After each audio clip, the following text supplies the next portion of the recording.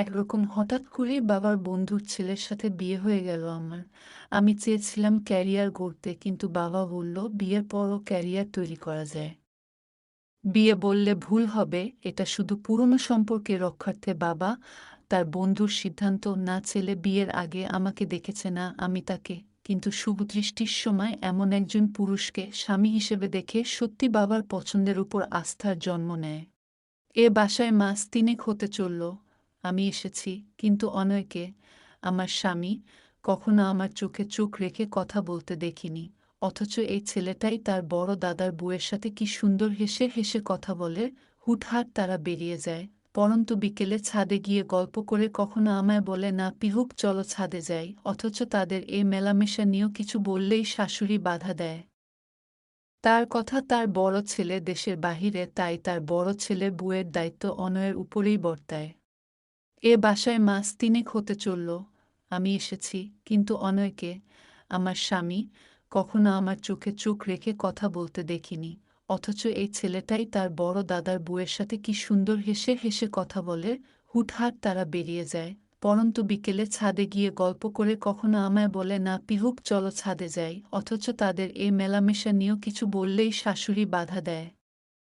তার কথা তার বড় ছেলে দেশের বাহিরে, তাই তার বড় ছেলের বউয়ের দায়িত্ব অনয়ের উপরেই বর্তায়। কারণ অনয়ের সাথে তার বেশ গভীর সম্পর্ক, যেটা অনয়ের মায়ের চোখ ও এড়াতে পারে না কিছু। সে সবচেয়ে বেশি নির্বাক। বিয়ের সপ্তাহ খানিক পর একদিন খুব ভোরে ঘুম ভেঙে দেখি অনয় রুমে নেই।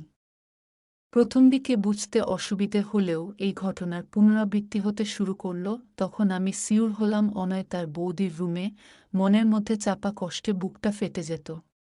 ৩ মাসে দুবার বাসায় গিয়েছিলাম, কিন্তু একবারও অনয় আমাকে নিতে আসেনি।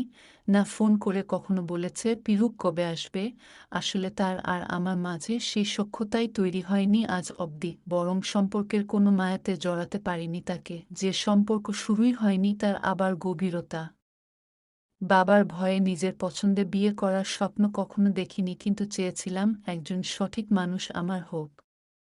তবে দিন শেষে শুধু অবিশ্বাসের দানা বাঁধছে মনে, নিজের জীবনে হতাশা ছাড়া কিচ্ছু দেখতে পাচ্ছি না। হঠাৎ মা অসুস্থ হয়ে পড়ে ১ মাস মায়ের কাছে গিয়ে থাকি। আমার শ্বশুর এক প্রকার জোর করে অনয়কে আমাদের বাসায় ৩ দিনের জন্য পাঠায়। ৩ দিনের দিন অনয়ের বৌদি খুব ভোরে আমার মাকে দেখতে আসার নাম করে অনয়কে সাথে নিয়ে চলে যায়। ভালো লাগলে পেজটি ফলো করবেন। দ্বিতীয় পর্ব সবার আগে পেজে দেওয়া হবে। তারপর মা কিছুটা সুস্থ হয়ে গেলে আমি অনয়দের বাসায় চলে আসি। আমার বিয়ের ঠিক ৮ মাস পর খবর এলো অনয়ের দাদা দেশে ফিরছে সপ্তাহ দুয়েক পর। এদিকে অনয় ও তার বৌদি দিশেহারা, তাদের অন্যায়ের ফয়সালা হতে যাচ্ছে।